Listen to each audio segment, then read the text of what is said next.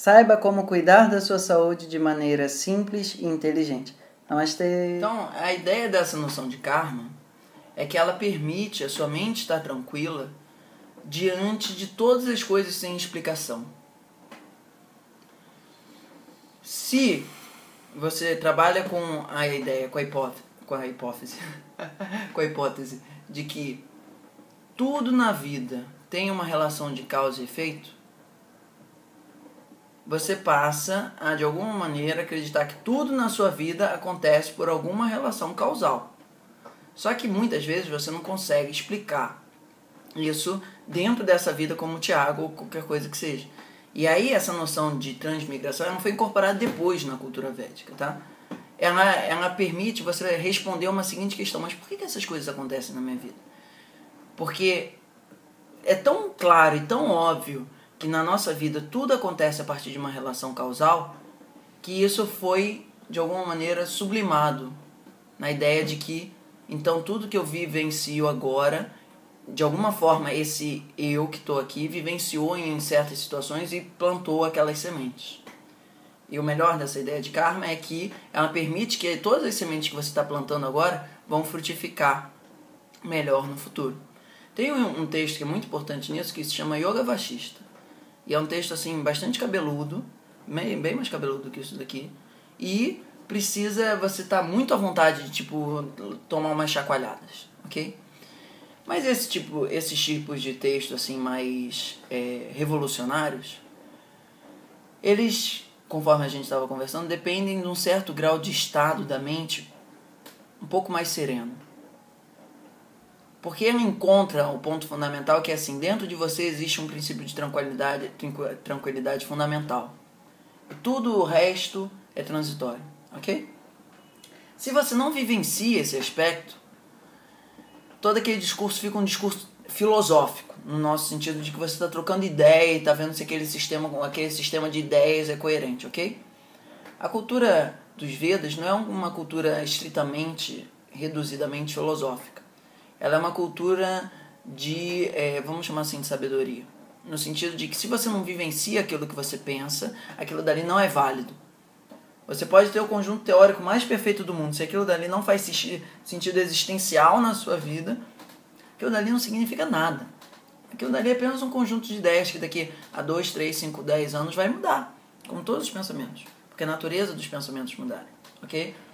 Então, assim, como é que a gente promove fundamentalmente uma postura de bem-estar profunda na nossa mente? Como a gente estava conversando, primeiro a gente observa, passa a ter mais grau de consciência, depois a gente passa a ter um grau maior de perceber que muitas das coisas que a gente achava que estavam bem ou qualquer coisa assim faz parte da vida, mas elas estão sempre mudando. Isso é o fundamental, esse segundo momento está sempre mudando e vai sempre mudar, para bem ou para mal, para bem ou para mal. Pouco adianta lutar para que fique num estado só. Toda luta que você faz é um estresse na sua mente e aquilo dali só vai atrapalhar a tua vida. Então, tudo que é bom, tudo que é ruim, tudo faz super parte. Deixa todas as ondas baterem na praia, independente se elas são bonitinhas ou horrorosas. Terceiro momento é que você passa a vivenciar as coisas com um certo grau maior de tranquilidade, facilidade diante da vida. Se tudo está mudando, aquilo que está muito bom agora vai mudar, aquilo que está muito ruim agora vai mudar, para que você vai esquentar tanto a cabeça? Vivencia aquilo dali. Se está triste, fica triste, se está alegre, fica alegre, mas observa que por detrás disso sempre existe a possibilidade dessa observação do como você está, em termos de emoções, sentimentos, pensamentos. Isso abre espaço para essa noção que a gente estava falando de contentamento. Olha, a vida, ela tem problemas e ela vacila de vez em quando e às vezes ela está maravilhosa. Mas diante disso, eu sou uma canoa que atravesso esse mar de sentimentos, emoções e pensamentos de uma maneira permanente, para além dessas flutuações. E isso traz uma sensação assim de tranquilidade profunda. Isso abre espaço para que você chegue numa praia, que é a praia onde tudo passa a ter um sentimento assim, sem razão, mas abstrato e profundo, de gratidão. Onde, nossa, como é uma bênção poder viver, ok? Então isso, conforme a gente estava conversando, é uma síntese de uma etapa de cuidados dentro do mundo do Ayurveda, onde a gente fez o nosso dever de casa, passou um ano que seja se cuidando, e agora chegou no nosso segundo momento, que é aprender a cuidar da mente. E como é dentro da cultura védica, o que é que seja, não só dentro da cultura védica, que você cuida da mente. Você aprende a meditar. Na nossa cultura, meditação significa ir dançar, ir pintar, ir correr, fazer amor, subir uma parede, escalar. Algumas atividades que fazem com que a nossa única finalidade esteja ali. Ok? Isso é um estado meditativo da mente. Ele não permite a gente viver nesse mundo. Não está estressado o tempo todo. Pega o tênis e vai dar uma corrida. Aí você só fica correndo. Depois de um momento sua mente desliga. Você fala assim, nossa, como eu estou me sentindo bem. Só que existe uma forma mais profunda de fazer isso. Uma forma onde você não está limpando só os pensamentos que estão acontecendo no mainframe que você consegue ver. Existem muitas coisas que estão acontecendo no nosso sistema mental, e hoje em dia a nossa psicologia, ciência, o que seja, medicina, percebe que o que acontece na nossa esfera consciente é minimal perto do que acontece na nossa esfera subconsciente e inconsciente. E dentro da cultura védica, nossas principais formas de angústia estão ali. Ok? Então, se expressando na nossa vida consciente de uma maneira pontual aqui, ali, mas são padrões que têm uma raiz, um princípio que vão transmigrando, desde que a gente não esteja consciente daquilo, aquilo vai enchendo o saco da gente por vidas afora. No meu caso, por exemplo, seria um trauma de abandono, ou me sentir abandonado. Na medida em que eu fui percebendo isso, nossa, eu consegui de alguma maneira ter uma postura mais centrada diante dos meus principais problemas afetivos, fundamentalmente diferente, porque parou de ser situação A, situação B, situação N, situação K elevado a qualquer coisa. Passou a ser tudo uma raiz só, ok? E como é que você chega a esse processo de deixar que o que está brilhando lá em cima, você começa a mergulhar e fica ali no subconsciente, e depois você permite que já não é mais você permite que teu sistema mergulhe as profundezas e dissolva. Existem várias técnicas. Ok? Não importa muito bem qual é a técnica que você vai seguir, desde que isso te traga uma sensação de tranquilidade profunda e proatividade corajosa. Ok? O objetivo do estado meditativo da nossa mente é fazer com que quando você chegue no trabalho, você limpe a mesa para poder trabalhar. E não exatamente limpar a mesa porque limpar a mesa é o importante. Limpar essas nhacas que estão na nossa mente permitem que você possa estar aqui. E quando você está aqui, você faz as coisas que eram para demorar em 2 minutos, em 2 minutos. Porque não tem aqueles outros 18 minutos que você está embolado com outras coisas, fazendo um negócio ali, mas sua mente em outro canto também. Ok? Bom,